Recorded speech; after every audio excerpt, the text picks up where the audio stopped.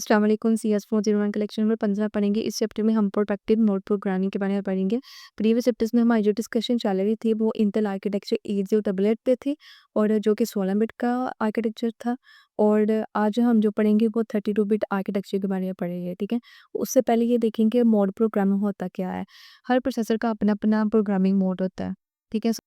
Processor जिन specific operation के mode में काम करता है उनको हम मोड प्रोग्रामिंग कहते हैं, ठीक है। सो दो तरह के मोड यहाँ मैं आपको बताऊंगी, एक होता है रियल मोड और दूसरा होता है प्रोटेक्टिव मोड, ठीक है। प्रोटेक्टिव मोड हम इस चैप्टर में पढ़ेंगे। सो रियल मोड जो 16 बिट आर्किटेक्चर था ये रियल मोड यूज़ करता है और जो 32 बिट आर्किटेक्चर है ये प्रोटेक्टिव मोड यूज़ करता है, जो हम इस चैप्टर में पढ़ेंगे, ठीक है। इस तरह अगर हम एडवांस आर्किटेक्चर की बात करने सीखे 64 बिट आर्किटेक्चर तो वो लो मोड यूज़ करता है, ठीक है। और जो रियल मोड है जो 16 बिट आर्किटेक्चर यूज़ करता है, ये मेमोरी की 1 MB को एक्सेस कर सकते हैं, ठीक है, इनके 1 मेगाबाइट। और जो 32 बिट आर्किटेक्चर है ये मेमोरी की 4 जीटी यानी कि 4 गीगाबाइट मेमोरी की एक्सेस कर सकता है। ये देखें यहाँ पर, ये आप एमसीक्यूज़ के लिए याद रखना है। और इसी तरह जो 64 बिट आर्किटेक्चर होता है ये 4 गीगाबाइट से भी ज़्यादा मेमोरी को एक्सेस कर सकता है। सीखोगे?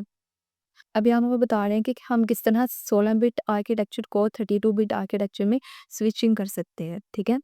तो स्विचिंग करने के लिए यहाँ पे एक स्पेशल रजिस्टर यूज़ होता है जिसको हम CR0 कहते हैं। CR की फुल फॉर्म है कंट्रोल रजिस्टर, ठीक है। जब इस रजिस्टर को ऑन किया रहता है, टर्न ऑन किया रहता है, तो हमारी 16 बिट से 32 बिट में स्विचिंग होती है, ठीक है, जिसको हम प्रोटेक्टिव मोड भी कहते हैं, क्योंकि ये जो 32 बिट आर्किटेक्चर ही प्रोटेक्टिव मोड यूज़ करता है, इसलिए हम इसको ईडी कहते हैं। सो ये आपने याद रखना है कि हम स्विचिंग के लिए रजिस्टर यूज़ करते हैं। उसके बाद यहाँ पे देखें, हमने 16 बिट आर्किटेक्चर में आई थिंक टोटल 14 रजिस्टर्स पढ़े थे, जिनमें कुछ 4 या 5 जनरल पर्पस रजिस्टर थे और कुछ इंडेक्स रजिस्टर थे और कुछ हमने सेगमेंट रजिस्टर्स पढ़े थे। और जो फ्लैग के बारे में भी, फ्लैग रजिस्टर के बारे में हमने पढ़ा था, ठीक है। इसी तरह उन तमाम रजिस्टर्स को अब एक्सटेंड किया गया है। ई का मतलब यहाँ पे एक्सटेंड है, ठीक है, बाकी सारा सेम वही है, ठीक है। यानी कि extend accumulator, extended, extend base, extended, extend जो वो code extended, extend data extended, इस तरह extend stack index, sorry source index, extend destination index, extend stack pointer, base pointer, extend instruction pointer, इसी तरह एक्सटेंड फ्लैग्स, ठीक है। और बाकी जो सेगमेंट रजिस्टर्स है, यानी कि तमाम रजिस्टर्स को अब एक्सटेंड किया गया है इस आर्किटेक्चर में। और मैंने आपको मिड टर्म लेक्चर्स में ये भी बताया था कि जितना प्रोसेसर का वर्ड साइज़ होता है, उतने ही रजिस्टर्स का भी साइज़ होता है, ठीक है। यानी अगर प्रोसेसर 16 बिट का है तो इन तमाम रजिस्टर्स भी 16 बिट के होंगे, ठीक है। यानी कि हर रजिस्टर 16 बिट का होगा। लेकिन अगर प्रोसेसर 32 बिट का है तो हर रजिस्टर भी 32 बिट का हो, ठीक है। सो जो 16 बिट हम जो आर्किटेक्चर 8088 पे हम पढ़ रहे थे रजिस्टर्स के बारे में, वो 16 बिट के थे, हर रजिस्टर 16 बिट का था। और ये जो 32 बिट आर्किटेक्चर है, इसमें उन तमाम रजिस्टर को एक्सटेंड किया गया है, ठीक हो गया। यानी कि अब हर रजिस्टर जो है वो 32 बिट का होगा। जैसे कि यहाँ पे एक्यूमुलेटर एक्सटेंडेड पहले 16 बिट का होता था, पर हर हर रजिस्टर का एक लोअर पार्ट होता है और एक हायर पार्ट होता है, ठीक है। यानी कि भाई लोअर पार्ट भी 8 बिट का होता है और हायर पार्ट भी 8 बिट का होता है। जब टोटल्स को हम करते हैं तो हमें एक जनरल रजिस्टर मिलता है, ठीक है। यानी कि टोटल 16 बिट का होता है, जिसका एक लोअर पार्ट होता है, एक हायर पार्ट होता है। इसी तरह इस आर्किटेक्चर में भी इनका एक लोअर पार्ट होता है और एक हायर पार्ट होता है, ठीक है। लेकिन यहाँ पे क्योंकि टोटल हर रजिस्टर जो है ये 32 बिट का है, सो इसका लोअर पार्ट भी 16 बिट का होगा और हायर पार्ट भी 16 बिट का होगा, जो कि टोटल जो है वो एक जनरल रजिस्टर बनता है, जिनको हम एक्सटेंड जनरल रजिस्टर कहते हैं, ठीक है। इसी तरह हम स्टैक रजिस्टर, सेगमेंट रजिस्टर्स और इंस्ट्रक्शन पॉइंटर, फ्लैग्स सारे 32 बिट के हैं। तो यहाँ पे आप ये याद रखना है कि इनका लोअर पार्ट भी 16 बिट का है हर रजिस्टर का और हायर पार्ट भी 16 बिट के, ठीक हो गया। यहाँ पे वही बता रहे हैं। इसके बाद यहाँ पे वो बता रहे हैं कि इस आर्किटेक्चर में 32 बिट आर्किटेक्चर में हम सेगमेंट रजिस्टर नहीं कहेंगे, बल्कि हर उनको हम सेगमेंट सिलेक्टर कहेंगे, ठीक है। यानी सेगमेंट रजिस्टर की जगह हम उनको सेगमेंट सिलेक्टर कहेंगे। ये मैं आगे जाके आपको बताऊंगी कि इनको हम सेगमेंट सिलेक्टर भी करते हैं। उसके अलावा इस आर्किटेक्चर में 2 रजिस्टर्स और यूज़ होते हैं, 2 सेगमेंट रजिस्टर यूज़ होते हैं, जिनको हम जनरल पर्पस रजिस्टर कहते हैं, ठीक है। ये सिस्टम से उसके लिए याद रखना है। अब यहाँ पे देखें, अब जो 16 बिट आर्किटेक्चर था वहाँ पे जब हम फिज़िकल एड्रेस मालूम करते थे कि किस तरह मालूम करते थे, ठीक है? हम क्या करते थे कि बेस एड्रेस में, यानी कि बेसिक एड्रेस सेगमेंट रजिस्टर के अंदर होता है, ठीक है? उस बेस एड्रेस में जब हम ऑफसेट के एड्रेस को प्लस करते हैं तो हमें एक फिज़िकल एड्रेस मिलता है, ठीक है? यानी कि वहाँ पे हम डायरेक्टली हम सेगमेंट रजिस्टर में से हमें बेस एड्रेस मिलता है और हम उसमें हम ऑफसेट को प्लस कर दें तो हमें फिज़िकल एड्रेस मिलता है। लेकिन इस 32 आर्किटेक्चर में बिल्कुल चेंज है, ठीक है? यानी कि यहाँ पे हम उस तरह फिज़िकल एड्रेस नहीं मालूम करते जिस तरह हम 16 बिट आर्किटेक्चर में मालूम करते थे। इस यहाँ पर हम कैसे करेंगे, यहाँ पे भी हम बेस एड्रेस में ऑफसेट को ही प्लस करेंगे, लेकिन बेस रजिस्टर हमें सेगमेंट रजिस्टर के अंदर से डायरेक्ट नहीं मिलता, ठीक है? यानी कि उसके लिए यहाँ पे 2 सिस्टम यूज़ होता है, एक सिलेक्टर और एक यहाँ पे डिस्क्रिप्टर यूज़ होता है। अब सिलेक्टर और डिस्क्रिप्टर क्या होता है पहले वो समझ में यहाँ पे। तो सबसे पहले डिस्क्रिप्टर को समझिए, डिस्क्रिप्टर क्या होता है? ये एक स्ट्रक्चर होता है जो कि डिस्क्रिप्टर टेबल के अंदर होता है, जो कि डिफाइन करता है मेमोरी के अंदर सेगमेंट्स की प्रॉपर्टीज़ को, ठीक है? सो डिस्क्रिप्टर जो है, मेमोरी के अंदर जो डिस्क्रिप्टर टेबल होता है, वहाँ मेमोरी के जो सेगमेंट्स होते हैं उनकी प्रॉपर्टीज़ को ये डिफाइन करता हो, ठीक हो गया? अब प्रॉपर्टीज़ जैसे कि सेगमेंट, किसी भी सेगमेंट का स्टार्टिंग पॉइंट, एंडिंग पॉइंट, या फिर किस तरह सेगमेंट में से डेटा को रीड या राइट करना होता है और सेगमेंट का साइज़ क्या होता है। सो ये तमाम प्रॉपर्टीज़ को ये सिलेक्टर जो है ये डिफाइन करता है डिस्क्रिप्टर टेबल के अंदर, ठीक है? सो ये क्लियर हो गया। डिस्क्रिप्टर क्या होता है? एक स्ट्रक्चर होता है डिस्क्रिप्टर टेबल के अंदर जो कि डिफाइन करता है मेमोरी सेगमेंट की प्रॉपर्टीज़ को, और जो प्रॉपर्टीज़ मैंने अभी आपको बताई है। और सेलेक्ट क्या होता है? ये एज ए इंडेक्स काम करता है, ठीक है? इसको हम इंडेक्स भी कहते हैं। सो ये यूज़ होता है डिस्क्रिप्टर को सेलेक्ट करने के लिए, ठीक है?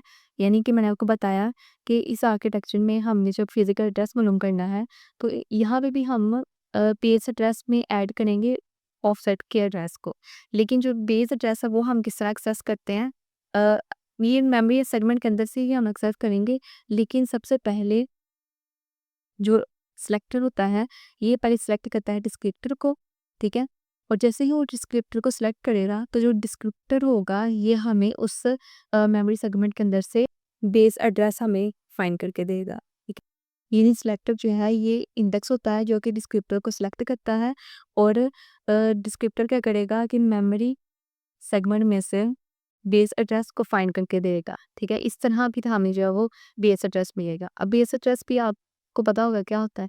बेस एड्रेस जो है ये किसी भी मेमोरी के अंदर सेगमेंट्स होते हैं, ठीक है? या तो आपको पता है, पर सेगमेंट के अंदर जो होता है ये बेस एड्रेस होता है। यानी कि एक सेगमेंट का जो इनिशियल एड्रेस होता है ना, जहाँ से जो सेगमेंट शुरू होता है, ठीक है? जो इनिशियल पार्ट होता है उसका, स्टार्टिंग पॉइंट, वहाँ ये बेस एड्रेस होता है, ठीक है? सो जब भी हमने 32 बिट आर्किटेक्चर में फिजिकल एड्रेस मालूम करना तो किस तरह करेंगे हम, बेस एड्रेस को मल्टीप्लाई करेंगे ऑफसेट से, लेकिन यहाँ बेस एड्रेस जो है वो हमें डायरेक्टली सेगमेंट रजिस्टर के अंदर से नहीं मिलता, तो उसके लिए हमें सिलेक्टर और डिस्क्रिप्टर यूज़ करना पड़ता है। सिलेक्टर जो होता है ये इंडेक्स होता है जो डिस्क्रिप्टर को सिलेक्ट करता है, और डिस्क्रिप्टर जो है ये हमें अ जो है मेमोरी सेगमेंट के अंदर से बेस एड्रेस निकाल के देता है, ठीक है? यानी कि ये उन मेमोरी सेगमेंट्स की प्रॉपर्टीज़ को डिफाइन करता है डिस्क्रिप्टर टेबल के अंदर, ठीक है? तो इस तरह हमें जो बेस एड्रेस मिलता है उसमें जब हम ऑफसेट के एड्रेस को प्लस करते हैं तो हमें इस आर्किटेक्चर में फिजिकल एड्रेस मिलता है। सो ये कंसेप्ट आपका क्लियर हो जानी चाहिए यहाँ पे।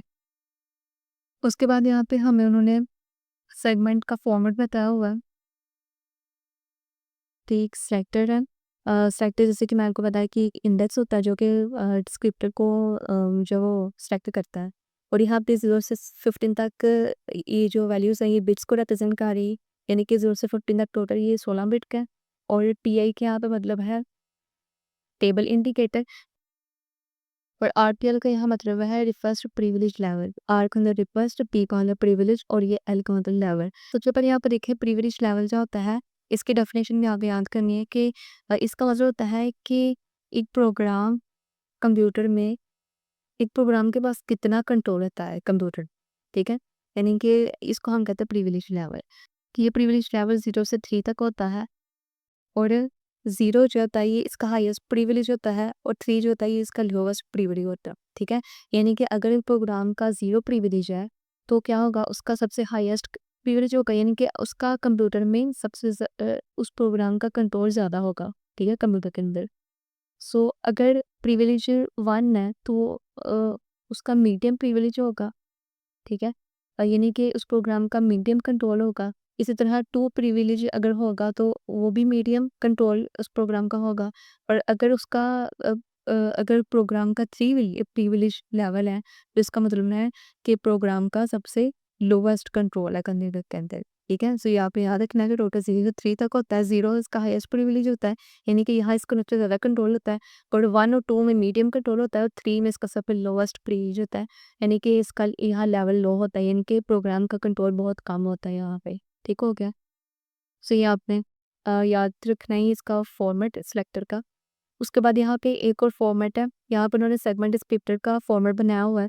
सो इसको भी यहाँ पे एक दफ़ा रिमाइंड कर लेना है, ठीक है? इसके तमाम वैल्यूज़ को कि कितने ही बिट्स का होता है टोटल। उसके बाद यहाँ पे एक टॉपिक है visa linear frame buffer. Visa की फुल फॉर्म होती है वीडियो इलेक्ट्रॉनिक्स स्टैंडर्ड एसोसिएशन, ठीक है? ये इसके आपने एमसीक्यूज़ के लिए फुल फॉर्म्स क्या करनी है। ये बेसिकली होता क्या है वीसा, ये एक ऑर्गेनाइजेशन होती है जिसने जो कि क्रिएट करता है एक स्टैंडर्ड कंप्यूटर डिस्प्ले के लिए, ठीक है? डिस्प्ले जैसे कि मॉनिटर या फिर ग्राफिक कार्ड, इनके लिए एक स्टैंडर्ड क्रिएट करता है ताकि जो डिफरेंट डिवाइसेस होती हैं जैसे कि मॉनिटर, केबल और ग्राफिक कार्ड वगैरह, ये एक साथ काम कर सके, ठीक है? ओके, ये सा एक ऑर्गेनाइजेशन होता है जो कि एक फॉर्मेट जो कि एक स्टैंडर्ड क्रिएट करता है डिस्प्ले कंप्यूटर के अंदर जो डिस्प्लेज होते हैं, यानी कि मॉनिटर, ग्राफिक, इनके लिए स्टैंडर्ड क्रिएट करता है ताकि जो डिफरेंट डिवाइसेस हैं वो आपस में एक साथ काम कर सके। तो ये इसकी डेफिनेशन आपने याद कर लेनी है। और ये यहाँ पे उन्होंने कुछ सर्विस बताई हुई हैं, ये सर्विसेज भी आपने लास्ट में याद करनी है, ठीक। तो ये था आज हमारा लेक्चर। वीडियो अच्छी लगी हो तो लाइक एंड सब्सक्राइब कीजिएगा चैनल को। अल्लाह हाफ़िज़।